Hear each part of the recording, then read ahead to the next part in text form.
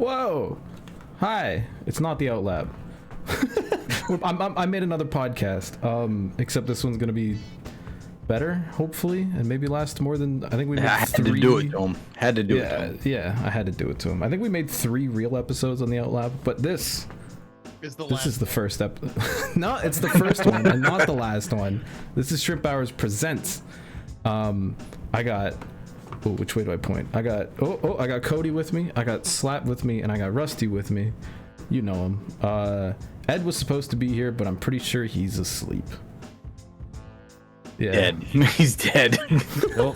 he'll show up halfway through and just bring a whole different vibe once he pops in. I'm also reusing the theme song because it's a banger. Thanks, Rusty. You're welcome. All right, we have a bunch of goofy bits planned for you. That's kind of it. Let's start with my first bit. If we make more than one episode of this show, I'll make fancy graphics and everything. But our first bit is predict the future. This is the bit in each show where we basically make, goofy predictions of what racing is going to be like next year. So then we can bring the clip up next year and we look like idiots. Or we don't. Maybe we're right, maybe we're not. But I figure the in the news thing to talk about is the NASCAR street course at Chicago, replacing Road America. Rest in peace. Does anyone have any predictions they want to make for either how the Chicago street course is going to go, if it's going to last, and if it's going to change the face of NASCAR as doomsayers are going on about? I mean, to add to that, do we want somebody to talk about their Road America love or displeasure first? Displeasure? What displeasure? Yeah. There not be any Road America displeasure.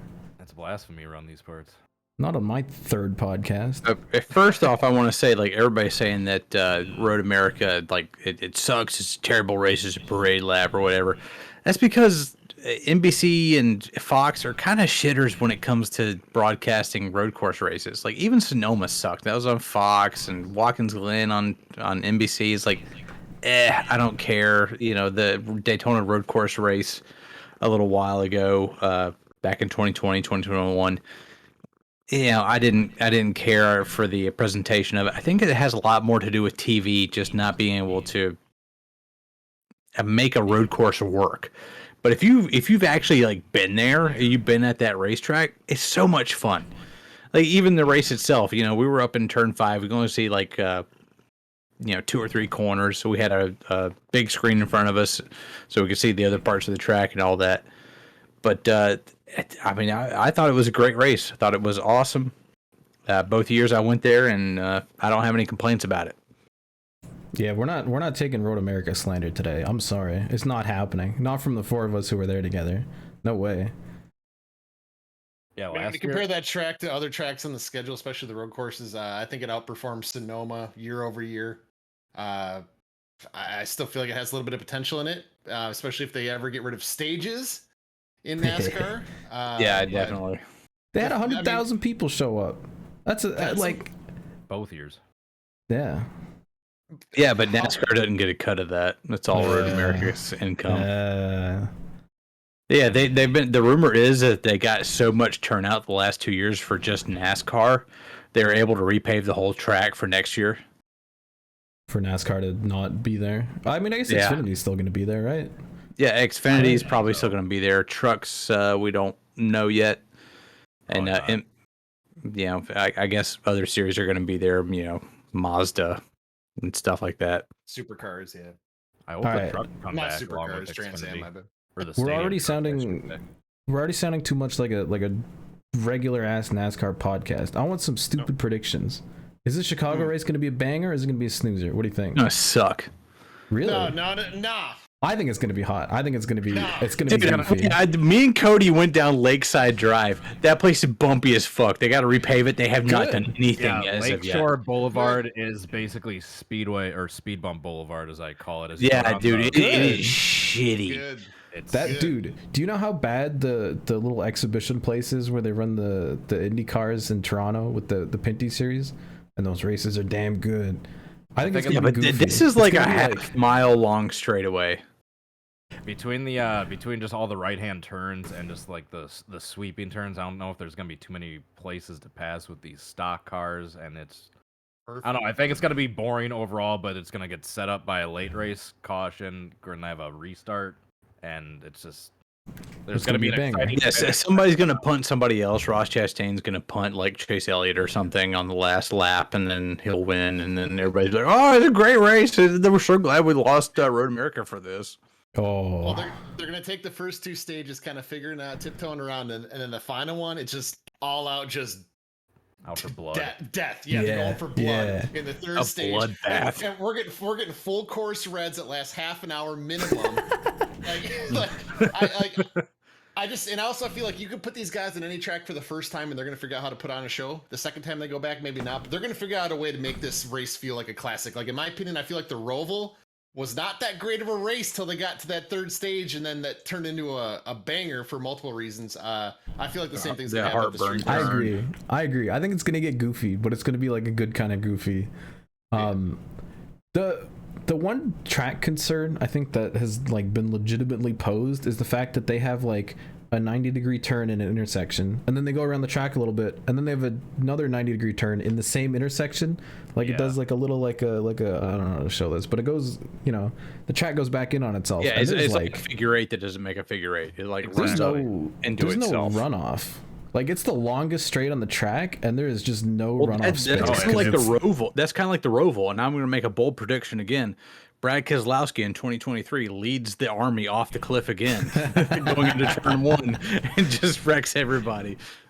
Yeah, you make up a good point. If someone has like a hung throttle or loses their brakes or something, if they plow through that barrier at that intersection, they're basically plowing through into the track on the the other side. Like, well, it's gonna be like four or five layers of tires in there. You said wacky predictions.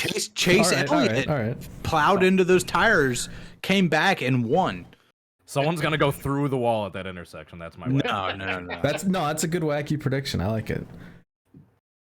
Do we have any bodies of water close to the circuit? Yes. I didn't look. Yes. You got Lake Michigan right there. It's a block away from Lake Michigan. After turn 3, if they go straight on turn 3, there's a lake.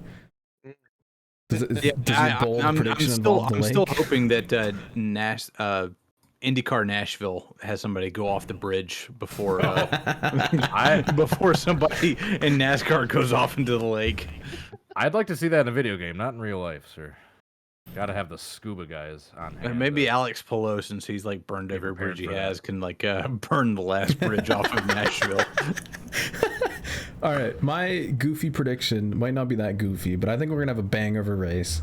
I think we're gonna have like 2 or 3 guys going at it in the last few laps, bump and runs, battles everywhere. It's gonna be like a great time, and fans are then gonna want more of it. Especially the fans who are like, oh, NASCAR doesn't belong on a street course, whatever. They're going to be turned. Yeah, I think it's going to be like Cody this year, where, it's kind of like ho-hum sort of race. And then in that final 2 laps, it's just like a banger. And everybody's like, oh, this is the greatest road course ever. We got to like have this forever and all this shit. That was exactly the point I brought up on Twitter earlier, because I don't want to be against the street course idea, but the thing that really bugs me is that we're sacrificing Road America as a result. And I was saying, like, I'd much rather get rid of COTA on the schedule because it's a road course. There's already a race down in the Texas market with the All-Star race. And yeah, people are quick to forget that it was basically a monsoon that set up just a carnage race the first year. And then this past year, it was pretty boring, all things considered, until we got to that final restart where Chastain bodied Allmendinger and Bowman out of the way to get his win. And yeah, you forget how boring the rest of the racing was, aside from a monsoon and just a exciting final 2 laps. Yeah, that first race, the highlight of that was Cindric, just beating the pants off of everybody in the rain with slick tires. Yeah, that was the thing I remember from that. And then the monsoon, and then everybody had to stop it, and Chase Elliott won. And then, the second race, I don't remember a damn thing until Chastain got up there and just bodied a couple people and ran away with the win. All right, do we have room for any more bold predictions or goofy predictions? All right, what do you got? To me, this signals the end of the integrity of the Cup Series season and schedule. They're going to continue to progress towards exhibition events getting away from like a point system style, away from paved ovals, away from the roots, away from everything that built the sport up, all the tradition. They're going to continue doing these street courses, stadium races, random dirt races. Like I feel like not Watkins Glen, North Wilkesboro is coming up. I just feel like they're setting themselves up for these one-off events that like they never have been to before, that just kind of like manufacture entertainment for 36 weeks out of the year. I mean, in my opinion, they're going to cut that back in the future, but my opinion is it plays into the playoffs, the one-off championship, and all these just gimmick races. This is the beginning of the exhibition series. Do you want to call it the exhibition era? Yes, that honestly, exhibition era. If they're for points, I don't mind it. Especially if they do stuff like. It shouldn't be for points. It should not be for points. Why? Why not? Why not? It's a one-off gimmicky exhibition race. This isn't NASCAR oval racing. This is not NASCAR. That's not NASCAR. Pinty's puts on bangers, but this isn't the Cup Series who had 150,000 people showing up back in the day. There's a reason why we got 30,000 people in an oval stand. We're calling that a sellout. We're getting away from what made it what it should be. And now hold up. I think this is NASCAR dipping their toes in the water, having like 3 exhibition races a year so that they can drum up support for the other ones. And then, Daytona had 101,000 people in the stands for the Daytona 500, and then, 50,000 people down in the infield and all this crazy shit. So they haven't abandoned the bread and butter that got them here. They're trying to like drum up support for that. This is something that will lead, hopefully, for NASCAR to say, hey, we got these other races going on at these big ovals in Las Vegas and Fort Worth and all Kansas City and all these other places, Charlotte and Atlanta. Go check those out too. This is essentially just bait. The LA Coliseum race is bait. The Chicago race is bait to try to get people into watching the regular 100%. stuff. I 100% agree with that. It's not going to be a majority of the schedule though. Like I don't think there's. Well, this is I think that was something you were trying to like say. Yeah. Like this is like going to be their main focus. I was like, no, I think this is just going to be bait. I thought with the Coliseum, as you get the new fans, the new audience, that was perfect. But now I feel like it's the exhibition era, and that's just new NASCAR. It is what it is. So tradition is gone. I think it's just exhibition era. That's my prediction. I'm okay with it. And to go with that, prediction. I kind of really have thought of that in the back of my mind in the recent years, that the way the trend is going, it seems like 10 years from now, there might be maybe a half dozen like permanent tracks on the schedule, like Daytona, Bristol, Darlington, Charlotte, maybe. And then, it's just going to be a rotating, just Rolodex of just. That'd be great. I love that. Kind of like Road America might even be a little preview. Like, hey, we'll try this track out just for a couple of years, and then we're just going to move on to something else. I like it. I like that. I do like that. All right. But I mean, to be fair, IndyCar does that now. Do they? I mean, they have like a set list of tracks, and like there's a third of the schedule is always up for debate any given year. All right, that was Predict the Future. Thanks for predicting the future. We did sound a lot like a regular NASCAR podcast for most of that. This is our last episode, so that's okay. The first and last episode of Shrimp Hours Presents moves on to our second bit. Once again, if we ever make more than one episode, this is where the graphic goes. Welcome to Cody's Animal Planet. Cody, if you don't know, Cody does video for dirt tracks, and he goes around the country visiting dirt tracks, and there's some real animals at these dirt tracks. Cody, let's hear about your experiences recently. Oh God, I'm being put on the spot, but yeah, a little bit. I got an all right one. I've had way worse experiences in the past, but this one will have to do for now. The most recent race I went to was the Summer Nationals at what the hell track were we at? I don't even remember at this point. I gotta look at my schedule, but it was somewhere in Indiana. No, Ohio. Was it? Maybe one of the useless states. Yeah. Hold on, cut this out. I'm just kidding. Summer Nationals at Oakshade. It was Oakshade Raceway. And they haven't had the Summer Nationals here, I guess, ever. So it was a pretty big event for the track. I mean, the Summer Nationals is a fairly big deal, but it's not like the Eldora Million or like a crown jewel race or anything. It's just a pretty like hectic, grueling summer tour where they just go to a shitload of tracks like in a month and a half, 2 month span. Anyway, I digress. Yeah, it was weird because this one track in particular, normally gates open like 3, 4 or so p.m. They had the gates open 10 a.m. the previous day. And you might be asking, why would they do that? Basically, so people can go in, get their tickets, and grab like their blankets or their duct tape, whatever, and stake out a spot in the stands. Well, the problem is when you're a camera broadcast company, like when you're working alongside with Dirt Vision, like I was, like we got to get there like noon or so and start setting up all our stuff. We get there and there's basically nowhere to set up. The entire grandstands, like Oh my god. Caution tape, duct tape, blankets, tarps, just everything that people have set up. Animals. That's crazy. What the heck? They just So let long- people like scout their zones. So yeah, we eventually had to like this little small section near the press box. There was like a few rows that was available kind of for us, but it was like right in the middle.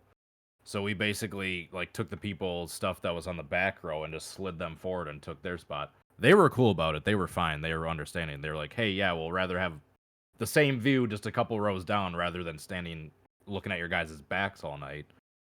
But anyway, when I went back to my car and just left the post unattended for a split second, I had this row of the cases, kind of like 2 rows in front of us, just have a little bit of buffer, so if anyone stands up, we can at least like see over them.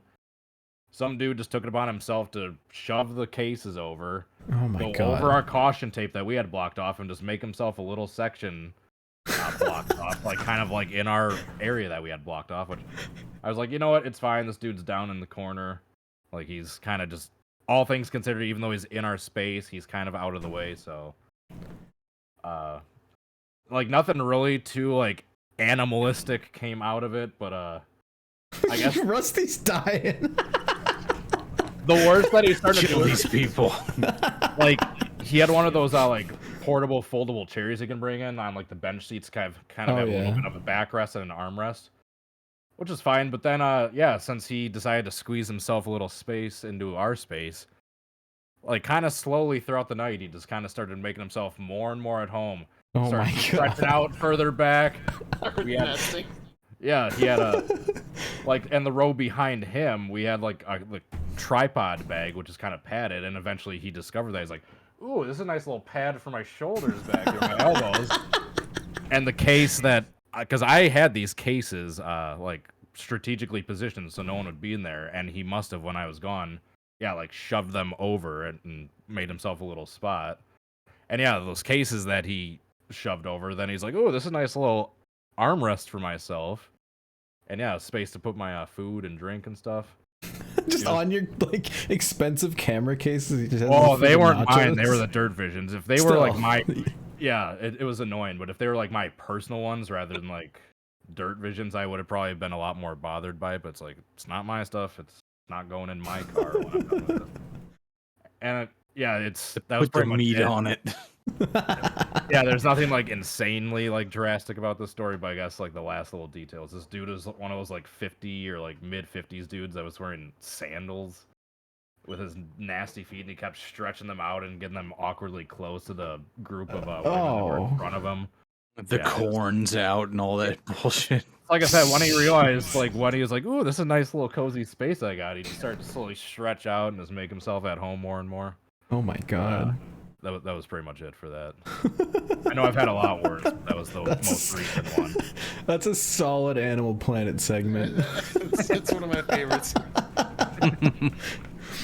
I love that. So we'll just, if we ever make another episode of this show, we'll get Cody to tell us, recount more tales of dirt track animals. All right. Next segment on the list is Caleb's McDonald's update. We asked our pal Caleb to give us an update of what the heck is going on in McDonald's. That's basically all I said. I said record a quick video. What the heck happens in McDonald's? And he did. So thanks to Caleb. I have not seen this. I haven't seen this either. I haven't seen this all the way through, but here we go. Hey everyone, this is Caleb from McDonald's, and I'm the manager. And apparently, I'm here to tell you how being a manager works at McDonald's. So, we'll walk you through some wacky things and get started. This right here is our cooler. This is where you put all the stuff that is cooler than the freezer. This is also upside down. Pancakes. He flipped some of this stuff. I don't know Freezer why. empty, you ask me. And why is it so loud in here? Well, that's our freezing unit, and that thing keeps this thing fairly cold. You might be asking, why is it so empty? And why is it so loud? Well, it's so loud because that's our freezing unit, which keeps this thing at about -3 degrees Fahrenheit, which is something I don't know in Celsius because they don't teach me that in school. Anyways, He said he had to edit so it, but I empty didn't because realize. we're about to have our truck delivery. And our truck delivery is right now.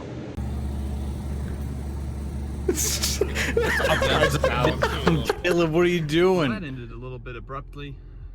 Now we're leaving. So what I'm gonna do is I'm gonna get in my car. As you see, I've done that, and then I'm gonna drive away and forget about this place. And yeah. And just like that, it's time to leave. The truck's been put away, and I'm not showing you because it's 6 o'clock and I'm leaving, and I never want to see those golden arches ever again. All right, that's Caleb's McDonald's. For effort. To be fair, I told him like the day before, like, dude, just film something. That's what he gave us. Hey, in the middle of summer, if you're working at a fast food joint, like the freezer unit is the best place to take your 30-minute break. Mm-hmm. That's fair. See, I don't know these things. Dude, I would spend the whole 30 minutes in there, and I still would like come out and be like, man, I'm not fully cooled off yet, man. Let me back in. Let me back in. Yeah, someone that works in the freezer section at a grocery store for a couple years, it's miserable in the winter, but oh man, it's nice in the summer when it's hot. Dude, when you go and stand in front of the frickin' fryers in the middle of the summer and they don't have the Zaxby's, I'm gonna call them out. I worked at Zaxby's. Zaxby's had the worst AC unit. And you always had the same stupid ass fucking district manager roll through and like order something, not even tell you she was a district manager. She had like a rental car or something, so you wouldn't notice her car. And then be like, oh, your drive time's too slow. I got one extra chicken finger. I got half an ounce too many fries or what. I'll do like, and you're like, let me take my break. I'm taking my break early. Let me sit in the freaking freezer for like 30 minutes. Cool down, and then like go back out and go back to making $7.50 an hour. Speaking of AC, this is off subject, but I just learned today, and whatever Slap's making, he might need to make more. Do you know that they do not have AC units in any of those UPS trucks? Like, it's just not in the design. They recently added a little propeller to some of the newer units on the back of the cargo area that circulates some air into it, but that little propeller is like literally this big. Do you mean a fan? I saw a video referred to it as a propeller before. I saw a video pop up today. Propeller, but it's not powered by anything except the movement of the car. Oh my god! As the car that's even moves, worse. it'll blow air into it, but if you stop moving, it doesn't blow any air into it. And they're like, oh, it lowers the temperature in the back of the cargo area by 10 degrees. Yeah, but it's 15 degrees hotter than it is outside. So it's you've only cut it down. You've made it go up by 5 degrees only instead of 15. Dude, Yeah, these there's guys charge me like $150 to get a package across the border, and they can't put friggin' fans. Like, not even a powered fan. That's what I'm saying. There is a powered fan in half of the cabs of UPS trucks. Wow. But that's a fan blowing around hot sauna air. They're either mounted in front of the windshield where the air is hottest from being heated up by the windshield, or mounted up high where the air is nice and hot up there. I'm talking about getting an AC all the hot air in there. Yeah, they don't have any AC units in any of the. God, it's like, oh, it's inefficient. It's gonna escape. It's like, so what? Those trucks have bad gas mileage. How much worse is it gonna get with an AC unit?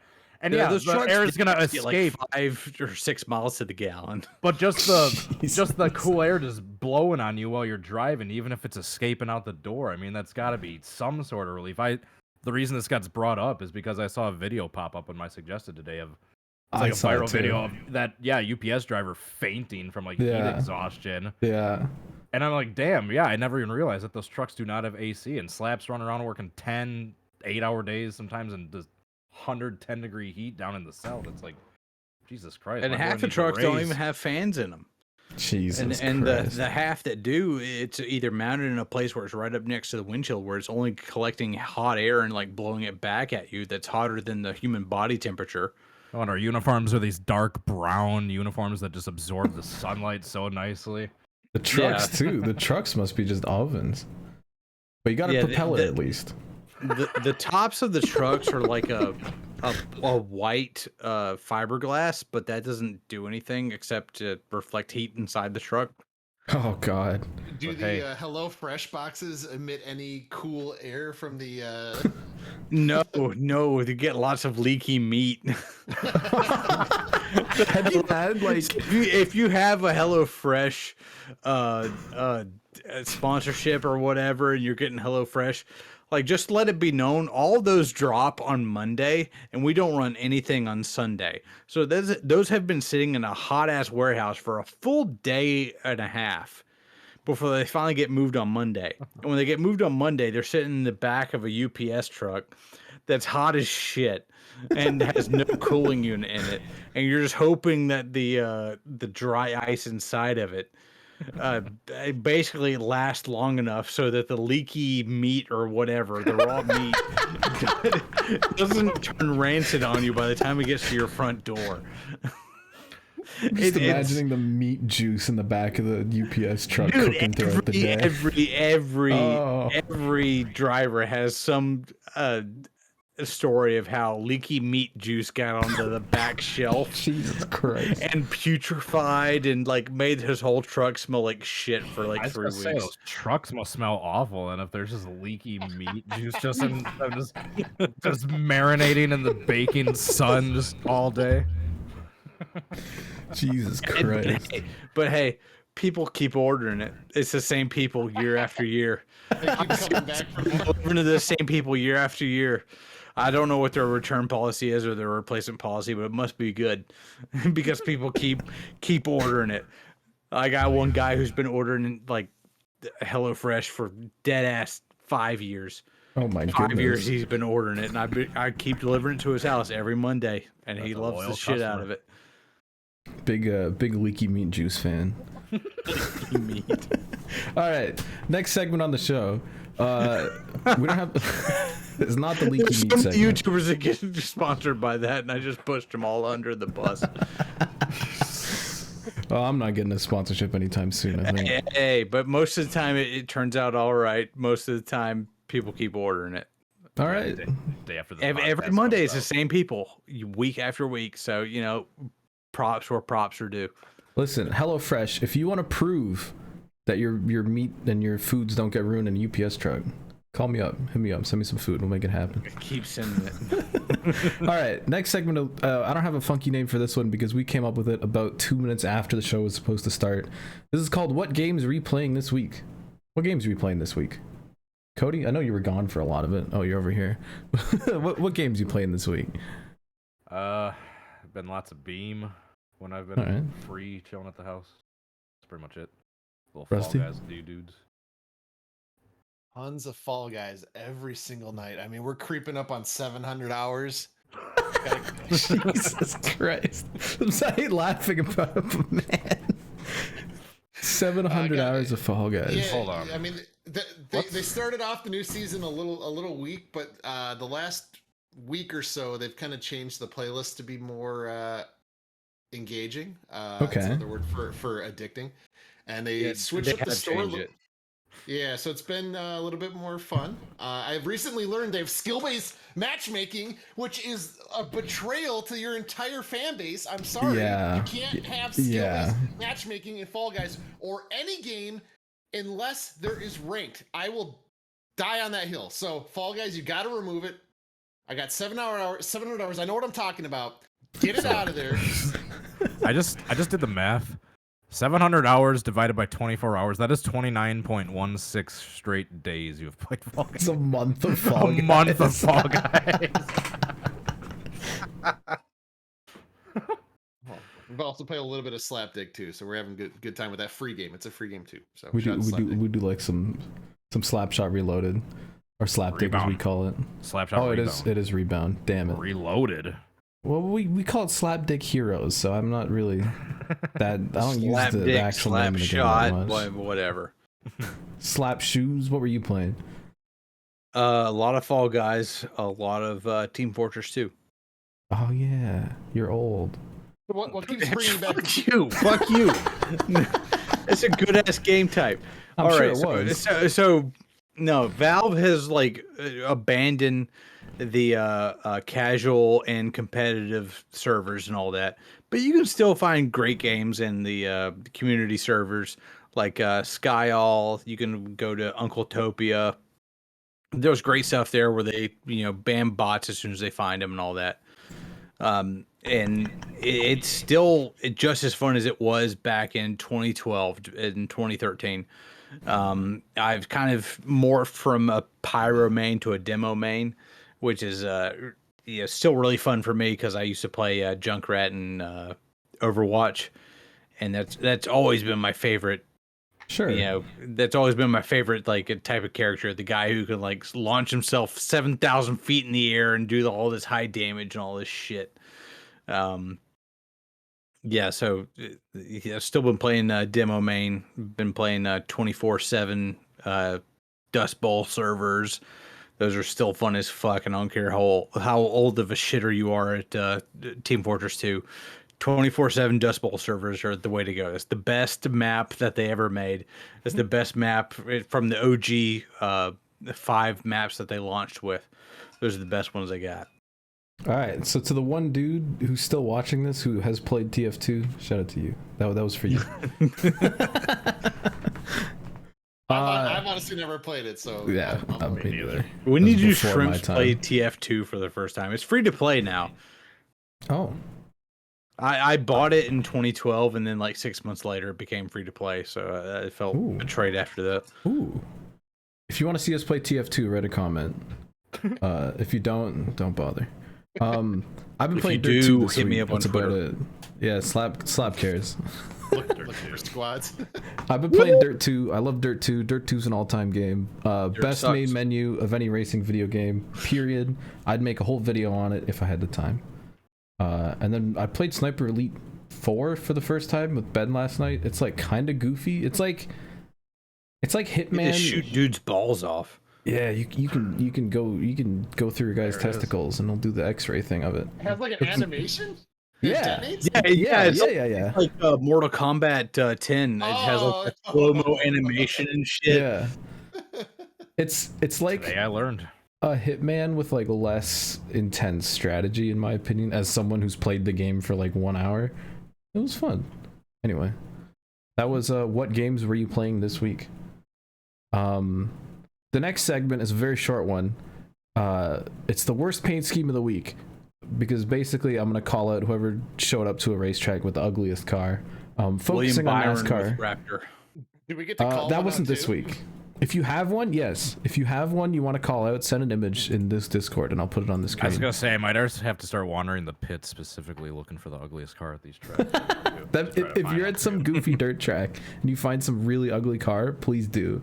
Dude, there are some real pieces of work at this last place because for some reason they had like 60 entries, so like 60 fucking cars showed up for this random ass race at Oakshade, and yeah, some of them were gorgeous race cars. What, do they just have like Frankenstein jobs? Just anything you can imagine that can make a car look unaesthetically pleasing. There wasn't a whole lot of ugliness at New Hampshire this week in the NASCAR side of things. I actually looked at all the paint schemes. There were some just straight up like blank cars. Like I think Jeb Burton keeps running just a plain white 27 in Xfinity, and it's kind of sad. But he got some TV time with that one though. Yeah. it doesn't look as bad as my pick, which it's not very timely because this car's been running all season. This thing looks like ass. It literally looks worse than a plain car. Yeah, with no scallops, it looks just. What the fuck are you doing? Come on, you can't tell me that looks The arch good. over the front wheel, like what are you? What is that? You At have an least put arch it over the over the front rear wheel. wheel, like Wheel? yeah. What? Why are you doing that? So I think this is a picture from New Hampshire. Shout out to Joey Logano. He's got 3 wins. But yeah, this thing is uninspired. And then just like the black side skirts, but they still have the little red line, and this is rough. What's that gray in the back? What the hell? Like What's look at what, the rear this? bumper. No, like the rear bumper on the bottom. It's like Yeah, it it's got a like little- an that's the Ford undertray thing. and, like, that's the the Ford un- Mustang Oh, decal, okay. and then that's Yeah. the diffuser. This thing's dirty too. Jesus Christ. Anyway, hopefully is this will be. The center What? of the Pennzoil looks like slightly off color than the shell base. It is, because that's the Pennzoil sticker, and that's the right Pennzoil color. But they wrap the car in like a slightly darker yellow. It's gross. Got that Fernando Alonso. Yeah. The wrong shade of. If we do more episodes of this show, that segment will be more exciting. But yeah, that car sucks. Can I plug mine real quick? Yeah, send an image if you have one. I don't have to send it. You already know what it is. It's the Ty Gibbs 54. He gets us paint scheme.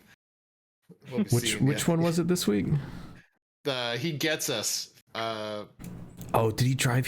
Oh God, he did. Hold on, I gotta have pull not this seen up. it. This Oh, is too no. good.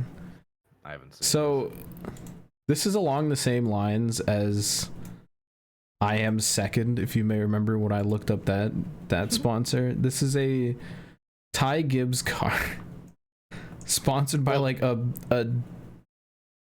thing that promotes Jesus. I'm pretty sure that's all they do. Oh, is that like the Morgan Shepherd Jesus scheme? Yeah, it just says he gets us. It's like Jesus gets us, I guess. So Not gonna lie, the car looks good from that angle. So if anybody's watching the video of this, that looks hot from that angle. Like the car, the Supra looks hot, but yeah, but like, look at this stuff down here. They got the yellow, the gray, and then it's just kind of like up here. Like that doesn't line up at all. I don't know. I mean, to be fair, he gets us, but Jesus died when he was 33. I mean, I don't get it.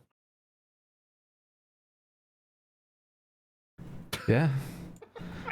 Why does him dying at 33 matter? Slav, you gotta explain This that is one. way underneath the life expectancy of a human. Yeah, but he lived twice, didn't he? I thought that was Yeah, the whole and he thing. ascended to heaven like right afterwards, and he didn't live any after that. He gets us he gets us up to the age 33, and that's it. All right. According to Slap Shoes, this is your bold prediction of the week. You will die at 33 if you're named Jesus. You will die after the age of 33, and Jesus won't get you. Damn. He doesn't get us. Do we have any other things to add for this week's terrible episode of this stupid Is that where podcast? we're gonna end it? Yeah. I mean, we should probably end it. But we do. Is that where we're gonna end it? The death of Christ. If we do, Yeah, Rusty. if we do a second episode, we We may won't. adjust We the won't. segments. We're gonna flow. But, email, plug email. Plug Oh email. yeah. Send in your fan mail. We'll read it next week, and then that'll be a whole segment on the show. I haven't set up an email yet. If we ever make another episode of this show, which we probably won't, then I'll set up an email. Send it to drivethroughforbusiness@gmail.com. I should put it on the screen, give shouldn't I? somebody else's email right there live on the show. Hold on. show. Let me get it on the show on the Just drive-through Ben's email or for something. business@gmail.com. Send it. We'll read it. There's probably about 5 of you watching the show at this point. Hold on. Let me, yeah. Oh, for business. I thought it was. For Yeah, it's my us. business email. There you go. You can read it. It's on the It screen. was drive-through for bussy. Yeah. Hey, if you're one of the 5 people still watching up to this point, hey, you That get one's to for you. respond to your fucking email. There it is, right there. Let's do it. Woo! Yeah. Actually, please do send an email if you're one of the 5 people watching, because otherwise we're not going to get any emails. So, yeah. So just say hi. I don't know. I mean, yeah, it's I'll basically send a one. guaranteed way to get responded to by DriveThrough, Rusty, Cody, and Slap Shoes. And Ed, if he shows up. And Probably Ed, won't, if he though. shows up, if that fucking bum ever shows his goddamn face. Maybe that'll be a bit. But just every week we say Ed's gonna show up next week, and then he just never does.